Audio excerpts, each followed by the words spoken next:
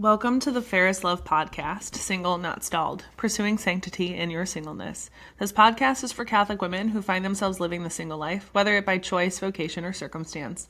Here we believe that this time is not just a waiting period, but a season rich with purpose, growth, and grace. Join your hosts, Monica and Katie, two sisters navigating the single life from different perspectives, as we dive into conversations about faith, friendship, professional growth, and finding joy in the everyday. Let's embrace this extraordinary journey together. Hi, Katie. Hey. Last week's homework was thinking a little bit, maybe deeper on how we use AI or social media. I'm not sure if you've had a chance to think about that. I mean, I'm all for it. And I'm constantly trying to find new ways to use it and better ways to do these kinds of things. I've thought about starting it, like creating an app. Anyway, so I haven't thought too much about it necessarily in terms of changing, but I think that's also because I already think a lot about it and I work in that space every day, all day. So it's a little different. Interesting. I emailed Tony Robbins and challenged him to think more ethically about a project he's working on that's using AI. Oh, seriously? What's the project? He is trying to develop an AI system that it wouldn't replace therapists, but he's like, there's not enough and we need it. And I want to challenge that a little bit. I think we should create AI tools, and I'm working on it myself, creating a tool that supports therapists, that can supplement some of the things we do, but it can never replace what a human being, because it's such a human industry. Like, right. A huge part of what I do is to accompany. AI can't do that. Well, and therapists too, I feel like, also pay attention to body language and nuance and the way things are said to then ask the next question and the leading question. And like AI can't do that necessarily. And I guess it could be trained to follow facial expressions and facial cues and all of that kind of stuff, but there's still something that you need a human touch for. Right. And I think too, and I wonder what the stats would be on this, but I would imagine the feeling of accompaniment, which is a large part of therapy for so many, isn't the same on, using something like a ChatGPT type of. No, because if they're like, that was a very valid question, or that sounded really hard. Thanks for sharing that moment with me. Like it still couldn't be the same.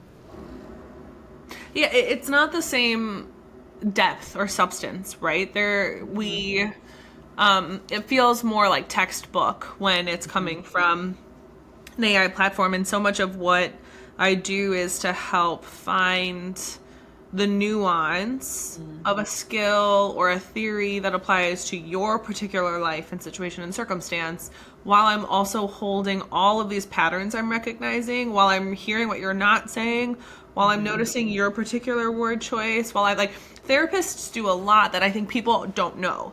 Like, I'm listening to what you say, I'm listening to what you don't say, I'm listening to the fact that you use that word 3 times. What does that mean? Like, I'm watching your body language, I'm reading between the lines. Like, I remember that you told me a story 4 months ago that is similar. Hold on, And I think AI can do some of that, but what it can't do is I think so much of accompanying someone is to be able to look at them and say, I see you. Right. And so much of our trauma is exacerbated when we go it alone and when we struggle to make meaning. And so much of making meaning of our suffering and struggle and experiences in life is very human. Right. That's a very human experience, to try to make meaning of suffering. And for someone to look at you and simply say, like, I see you. Can I hold this for you for 40 minutes? Yeah. AI can't replace that. And so I love where he's going with it. I just want to challenge him to be careful about what he's about to do. Yeah, right. Yeah, those things too. I mean, this is still staying on the AI thing, which was not our topic for today. However, I think it is interesting because there's so many additional ethical things that will now need to be considered and looked at when we think about AI. Just like I remember talking to someone when like self-driving cars were first out, and they hired a team of ethicists Yeah. to think through the ethical decisions cars will need to make, quote unquote. Uh, in certain situations, if it's like get into an accident or don't get into an accident but hit a pedestrian, how do Yeah. you make that ethical choice? Because it's not the driver who's making the choice, it's the machine, Right. and I think the same will need to have a lot of really interesting ethical questions and conversations. And certainly regulating it is going to be years and years and years away, Yeah, given I mean, how slowly I'm we even regulate thinking of, everything. because this is actually the original chat was in a therapeutic setting. So I Oh, think a lot of people don't know this. It was originally in a therapeutic setting in which it was kind of like being able to talk to someone or bounce particular ideas off of. And the problem is some of these bots, like there was a news report and stuff about a 14-year-old who had taken his own life to go be with his AI that he had kind of fallen in love with, and it is really normal mm, for people to have a really strong affection for their therapist. And sure. sometimes that turns what they think turns romantic because you Right. go to such depths with people. And Right. as the therapist, I maybe am confrontational sometimes, but I am your number one cheerleader and your greatest advocate. I am all about you. Right. So Right. there's Right. there's a potential, there's so many risks, right? Like what Mhm. happens, and I'm not sure everyone's thinking through this. What happens if you begin to develop really strong feelings for your AI therapist? That is not outside the realm of possibility. The number one ethical Right. error is a romantic relationship with a client. So Right. what then? Like it's, and I'm Yeah, not well, saying we're this is a already, thing and to I do, think but we'll see that more and more, not even just with therapists, but just with your chat bot in general, because people are so starved for human affection and connection and all of that, that it's easy, especially chat gpt, which its base model, unless you change it, is like a yes man, right? So everything you Mhm. say is genius. Everything you say, they're like, oh my gosh, that was the most amazing thing ever. Or like, oh, you want a fitness plan? Like, good on you for trying to get fit. Like that, we love those goals. They're never like, okay, this is the fifth fitness plan you've had me made, fat ass. Like, get it together. Like, no, they never. So it would be very easy to kind of, especially in this attention starved, connection starved world, for people to replace or misunderstand what's there for real love and affection. Yeah, it's so true. It's very true. Um, yeah, so that's what I did. I was like, you know what? It just caught me so off guard when he said that he was working on that project that I was like, oh no. Oh no. Oh no, have you thought through everything? And he very well may have, I mean, he's a really very altruistic, good person, seemingly. So, Yeah. um, but it's things like that where it's like, hey, look, that might fall on deaf ears or it may not, but it's something that this is how we, to our last episode, this is how we, I think, embrace the changes of today in ways that are intentional and ethical, that we do Right. question, challenge, and wonder without throwing it Hmm. all away. I think that Yeah. it's great to have tools that are going to help support therapists in what they're doing.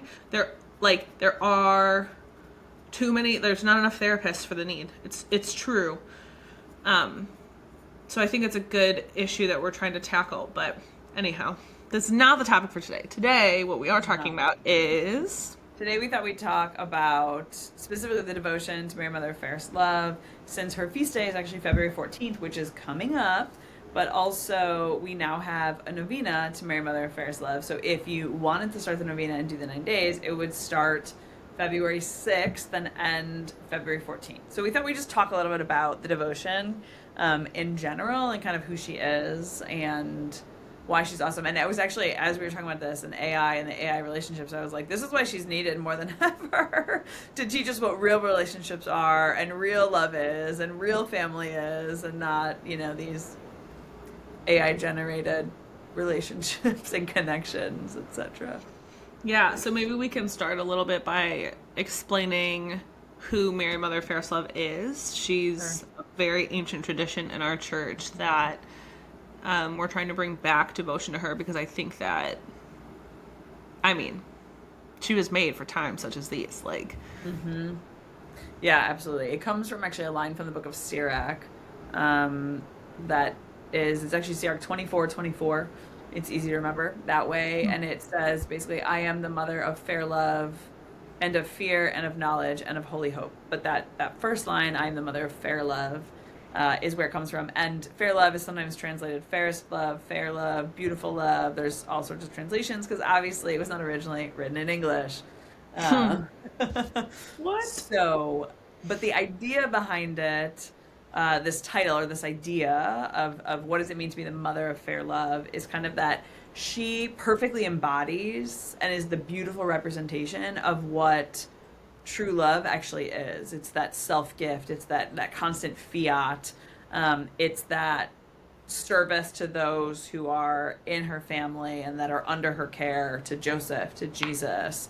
It is, even in the way she like takes John the apostle under her wing when Jesus dies. He says, "Mother, behold your son." And it says, like, from that day on, right? Like, John took her into his house, and clearly she took him as her son. So that kind of idea of like she is the kind of the epitome of what love should look like and what we want to model our own love and relationships after. Hmm. Yeah. You know what I was just thinking actually as you said that I was like, oh, there's something really beautiful about the fact that like Christ never leaves us alone. Like he Hmm. just he even then like didn't want his mom to be alone Yeah. and Yeah. like in trust like even as he's leaving, which I think is a really beautiful thing, right? That like Right. we are never meant to be alone. I mean, Christ is always with us, but sometimes he's with us through other people.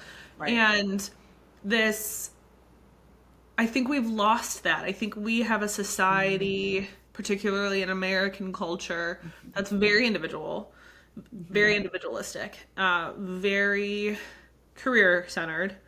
Hmm. We are one of the countries that when you ask someone what they do, they talk about their profession. Like in other countries, they don't talk about professions. They talk about hobbies, they talk about families, they talk about relations.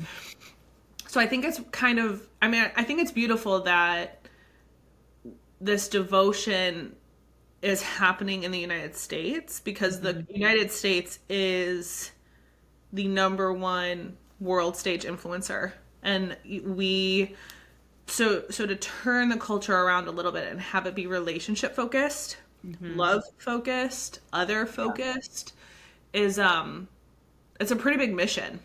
Right. Well, and I think that's why, the reason kind of this is starting now and eventually, like, long term, the next generation will build a shrine to her in California was because San Jose Maria was like, in North America, there should be a shrine to her. Like, North America should be the one that's kind of leading the way in this understanding of who she is.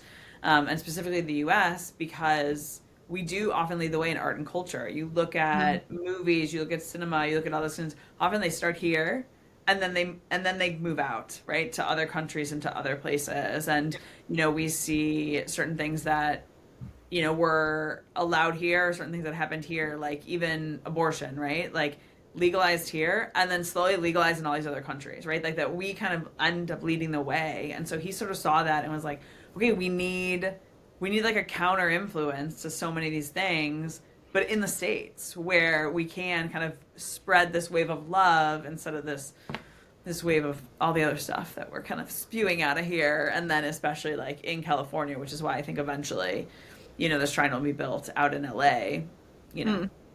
by your So, grandkids. But yeah, Katie, what would you say to because our average listener is single, yeah. and if she really kind of intercedes for families, So it's family, but it's family life, but I like to think of it as relationships. Like she intercedes on behalf of relationships.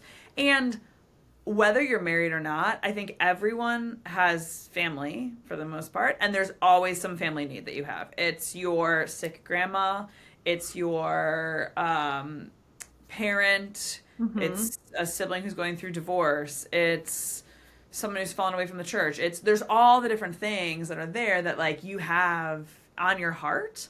And I Mm-hmm. think she's the good one to go to and be like, "Hey, for this relationship that I have within the family or without, can you help me?" Because she is the example of love and relation, right? Love and relationships, and we don't know too much about her friends. Although we do know, her cousin Elizabeth, she dropped everything to go take care of her and be with her, Mm-hmm. and so it's relationships. Or we've heard these great stories. So someone on my team was like looking to date pretty seriously, whatever. And so she decided she was going to dedicate her next relationship to like Mary, Mother, Fairest Love, and to pray. So she prays the prayer card, just the short prayer card, every morning. And she's dating this amazing guy right now. And she's like, oh, it's absolutely Mother of Fairest Love who like Mm-hmm. brought him into my life, like is, sustaining this relationship, etc. We'll see where it goes and all that. But, she absolutely credits her for bringing this guy into her life and that. So, Mm-hmm. you know, she's definitely more than just Yeah. devotion for parents or whatever. Well, I think that to the single women listening, she can be a really good go-to for learning how to embrace and recognize and live spiritual motherhood Hmm. because she wasn't a biological mom. Like Well, she was. like yes and no. I mean, not in the same Yeah. sense as No. like Yes. I mean, not in the same sense that like obviously it's supernatural. Yeah, but it was also natural. I mean, like he had her DNA Sure.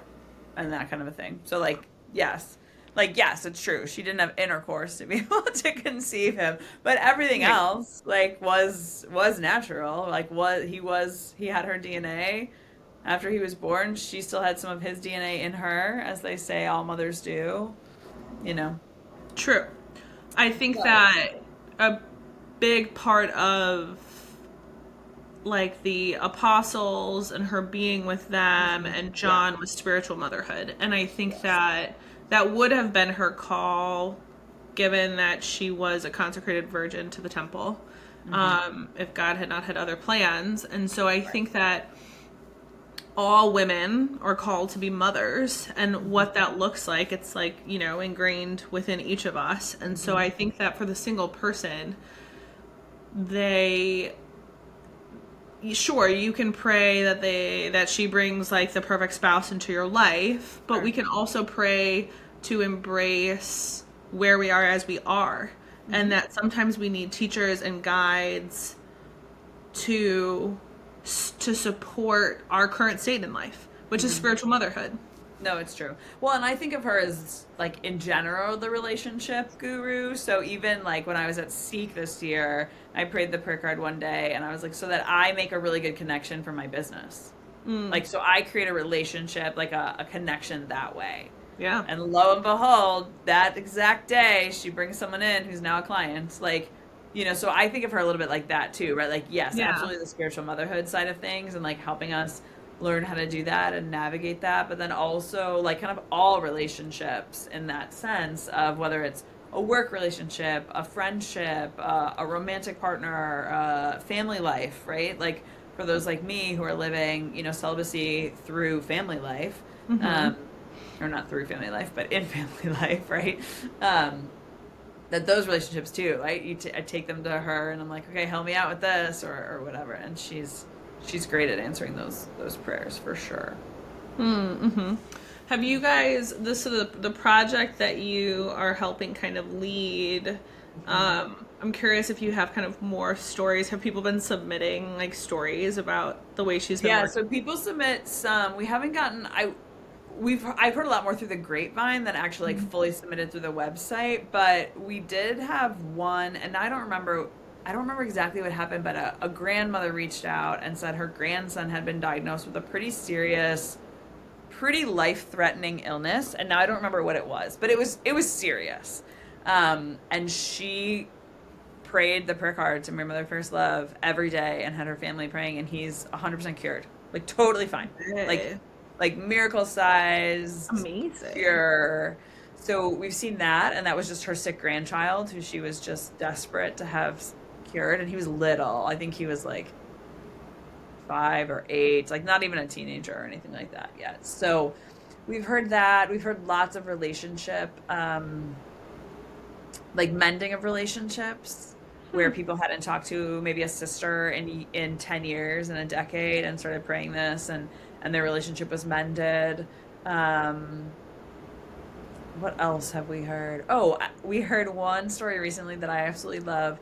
This couple who had been married for 4 years or so, unable to conceive, were really devastated about that. So someone gave them the devotion, told them about the devotion in Mary Mother Fairest Love, gave them a prayer card, and they started praying the prayer card. And then a couple months later, found out they were pregnant, and they were pregnant with twins. And Oh, I was like, oh, I love that. Our Lady wasn't just like, oh, I got you. She was like, I'm gonna I extra got provide. You you. get two, I and now got you you. get two. Yeah. So that was one we've heard recently, which I love. I think that's so a mom.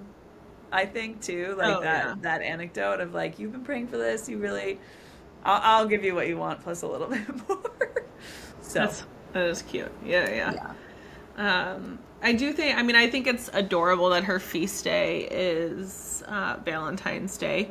I think that's very telling. I mean, I think that it seems a little bit more like that would be related to romantic relationships, just kind of in our perception of yeah, Valentine's. But I think that there's also something really beautiful to pray about these deep and really meaningful relationships without them inherently having to be sexual, right? So Katie and I have talked about this right, in the past, that we kind of have a culture right now that says any deep and close relationship must be sexual. Like there has to yeah, be. And we need to bring back friendships, authentic friendships, deep value and meaning and understanding amongst everybody. And that I think that she's a really, I don't know, I think she can be a really beautiful tool and devotion to use for that end, to say like, let's grow and build deep and meaningful relationships of all kinds right.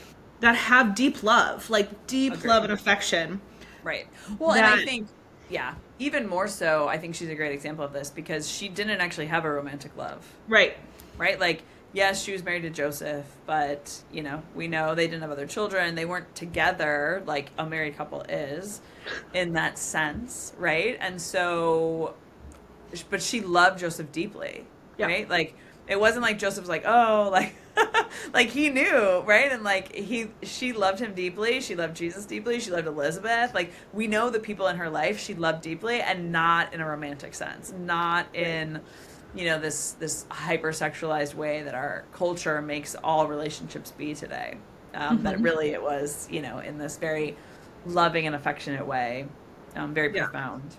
So I think that because we are going to have some listeners who are not looking for romantic Sure. relationships, and we also, Katie and I are really intentional with the fact that this is not a podcast for like how to get out of your Right. singleness, how to, um, but how to embrace where you Right. are in your state in life. And so, maybe that's how you use this prayer and this devotion to build deep and meaningful relationships and connections. We talked about that, I think, what is it, Katie? That's like 2 episodes ago, like creating community. Like Yep. maybe you use her to pray about intentional community, or we pray to her for maybe that courage to go a little deeper with our friend and to like Yeah.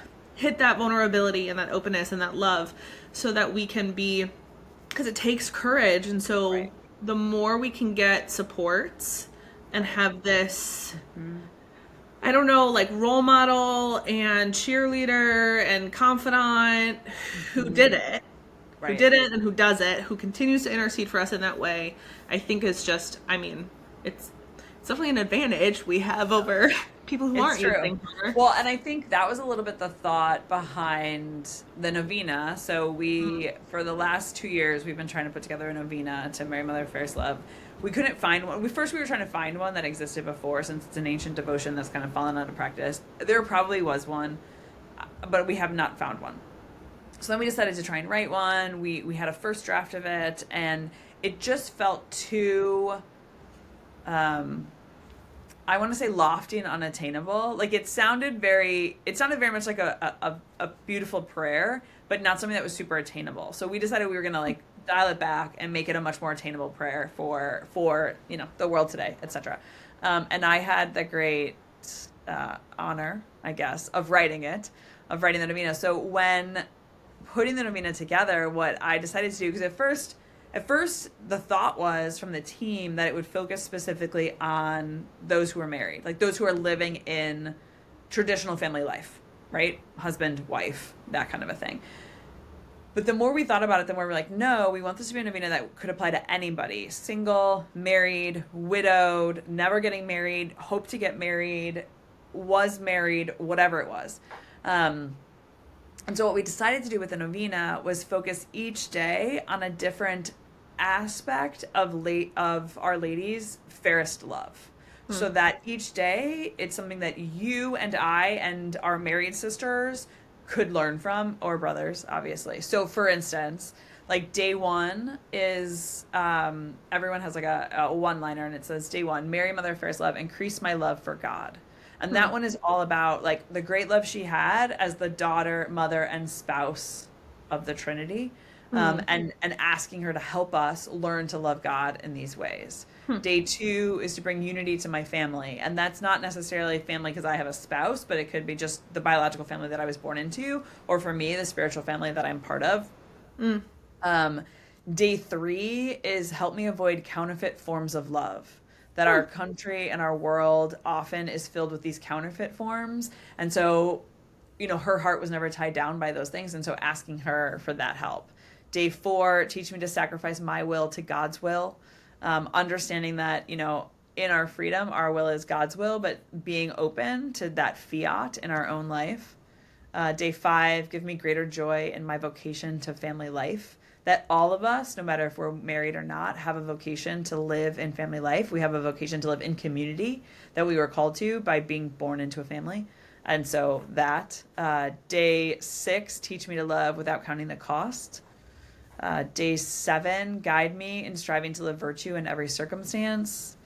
Day eight, teach me to be a courageous witness in the world today. And the final day, give me lifelong fidelity to my vocation. So we wanted to make sure that it was written in a way that you could read it and not feel like, half of this doesn't apply to me. But also, our married brother could read it and be like, oh, this works for all of us.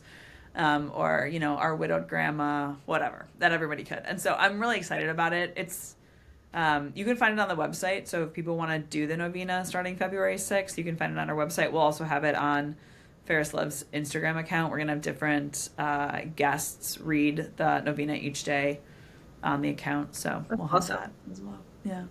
Wow. That's exciting. I don't know why this is like on my heart right now, but as you were kind of talking, I was thinking like the novena is written in such a way, and Mary, Mother of Fairest Love is like such a companion. And I don't know, more specifically, I was thinking of the people in our church who cannot get married. And maybe like how lonely that feels, and to make that sacrifice of celibacy, has to be one made in love. And I think for some people who have that vocation, they've fallen in love and they can give of themselves in falling in love. And for other people, maybe where the type of relationship they desire is not obtainable, right? Or they need to be celibate, right, for the rest of their lives. Sure. That she's a beautiful companion to teach you how to fall in love, so that you can sacrifice that and give of yourself in that way. Yeah. Yeah, I think we just see so clearly her constant fiat. Like, and we think of her fiat as once. The Right. angel appears, he's like, hey, you're going to be the mother of God. And she's like, fiat. But it was an everyday thing, right? It was a fiat to listening to Joseph when he was like, we're moving, we're traveling here, we're doing this, we're doing that. Like, I'm your husband, we're doing this. And she was like, all right, fiat. Like, I trust you, and I trust God working through you. It was the Right. fiat to stand at the foot of the cross by her son and watch her son be brutally murdered. and she remains there strong as ever, so there's so many moments that I think we can look at and see in her life, and it mirrors many moments in our own life, the hard times and the good times. And so I think, yeah, absolutely, she's a great example for those things. And um this is making me think too, when I was, manning the booth, the Fairest Love booth at Seek, this like young college guy came up to me, and he's sifting through the sweatshirts we had there for sale. And he said, can I ask you a question? I was like, yeah, sure. It's literally why I'm standing here. And he goes, how would you suggest I deepen my relationship with her? And he goes, Oh. okay, wait, let's be honest. I don't even have one. How do I start? And he's like, yeah, he's like, how do I start? He's like, I've been Catholic forever, but I just don't, and it took me back for a second, because I was like, oh, like, I feel like I have, I don't know, like, I grew up, when I was growing up, we joke that Monica and I grew up in different families, but when I grew up, our parish priest had a great love for Mary, and it was so clear.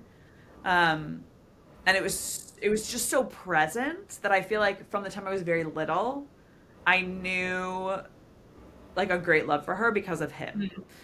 So for me, I was like, oh, I don't know, but it made me think, like, I actually think this devotion is also a really good gateway into knowing her and understanding her really well, because it really shows so much of who she is and what she does for the church, for her son's spouse, basically. And so I think, like, just even praying the prayer that we have a short prayer card. It takes, like, I don't know, 20 seconds to pray. Maybe. Um, just that could be a really great entranceway into having devotion to her in a way that maybe you don't yet. Um, Well, and what I like about the novena is that each day focuses on different aspects that contribute to relationships. Like right. virtue contributes to relationship, fidelity, perseverance contributes Yep. to relationships. And that the relationship with God, with self, with other is all a really big part of kind of understanding. And I was thinking as you were kind of talking about this guy, I was like, well, what's so beautiful about our Blessed Mother is that I don't know if this is entirely true, but like I think she has more titles than anyone. For Like sure. I pick what you More titles want. than Like, our Lord, I would yeah, argue. like literally, like she has so many titles. So I promise, whatever you're going through, she's got a title for it. She's got a Yeah. title for it. What's on your heart? Bet you could go find something that she's doing with that. Like, Well, okay. This is reminding me of something I was talking to someone about recently, and she said, she's a convert, and she's like, one of the things that I really love about Our Lady is, she said that when she appears in different countries, she appears as the culture of the time, yeah, like of that moment, yeah, right? So like Our Lady of Guadalupe looks Mexican, yeah, right? Our Lady of Knock looks, yeah, like, and those things. And I'm like, again, why? Because she's a mother, yeah. right? And so she wants people to see her as a mother who cares. And so she shows up looking like the people, because she is their mother. And if she's their mother, she's looking like the people. And like, yes, we know that like historical Mary had a very specific look and feel, but I think there's something very profound about the fact that when she appears looking like the people that she comes to, just like, Well, like a mother. that's right. Yeah, and I think that she transcends Right. all of these kind of perceptions and Hmm. um right, which is why I think Fairest Love, like I think that she's just a really beautiful devotion, because I think Hmm. that she will transcend any relationship. And the beautiful part is that life is about relationships always. It's relationship with ourselves, it's relationship with others, it's relationship with God, it's relationship like, and so part of it is going to her, and like she'll help you with that compatibility Right. with who you were made to be, with Hmm. others, with God. And um she really is kind of a just like the perfect person to entrust Hmm. Yeah. that with. No, it really, yeah. I will say, so I've been working on this project now for 4 years, going on 5. Wow. Um, And like I said, like I think I grew up having a devotion to Our Lady, so whatever. But I will say that I feel like it's gotten much deeper. Like for instance, like one of the things that I started noticing recently, and I think it's because I'm like thinking so much about Mary Mother of Fairest Love and what a mother she is. Like I've noticed more and more like the little like garden statues people have of her. Mm. But I catch myself being like, "Hi, mom," like like that kind of thing, like in my head. And I Mm. don't like I don't think I really did that before. Like every now and then I've like noticed one, and I'd be like, "Oh, that's like really pretty," or like, "Hi, Mary," or whatever. But like now I'm like, "Oh, hi, mom." Um, and I think like that's one of the things that she does. Like she gets in there and she kind of like in a good way, kind of weasels her way in, and it's like, "I got you. Like we're gonna work on this together. Like you're my daughter. I got you." And Which I is like think yeah, every mom, like think about that. yeah, She's kind of like always there, being like, "Yes, I'll yeah. stay up till 2 in the morning working on your project with you." Yes, Thanks, thanks, exactly. mom. Yeah, exactly. You're like, Yeah, oh, okay, or like, yeah. So I think it's a really, it's a obviously I'm biased, but I think it's a really great devotion, and something to really consider. And the prayer cards, there's a long version, there's a short version, but like it's so easy. You can download them from the website. You can find the novena there under the about page. We'll link it in the show notes too, obviously. But yeah, I think it's definitely an awesome devotion to have for sure. So I guess that would probably be the homework. Do the novena. yeah. Or just look into it a little bit more. Even I was remembering as we were talking earlier about the different prayer requests that have been fulfilled. Like on the website, there's a prayer circle. So you can go in and put your prayer requests, and Oh, then other do people it. have said that they'll be praying for those prayer requests. Yes. So Yes. you can just go in and like type it in and it'll show up. You can keep it anonymous. You don't have to put your name or anything, but it can be like, like I put one in there at one point and I was like, for my brother, for my brother Tom and his wife Molly as they're about to give birth, like that kind of thing. Like you can do all of those things as you do it. So, go check it out. And Or, yeah. I mean, research it a little bit, or just share it with one person. I mean, Yeah. we all know someone who has a difficult relationship or an estranged relationship or something, Yeah. and so like don't gatekeep this Yeah. this information. Like get some prayer cards or copy the link so that you can share with people, or at least have it in your present mind so that you can share with others when the opportunity arises. Absolutely. I love it. All right. That's it this week on Single Not Stalled. We hope this episode gave you new insights and a renewed sense of purpose in your daily life. Wherever you are on your journey, remember that God is with you, and this season is filled with opportunities to grow, flourish, and make an impact. If you're loving the podcast, please take a moment to rate and review it. It helps more women like you find this community. And don't forget to subscribe so you never miss an episode. You can find us on social media at Single Not Stalled. We'd love to hear your thoughts. Until next time, keep living fully and walking boldly.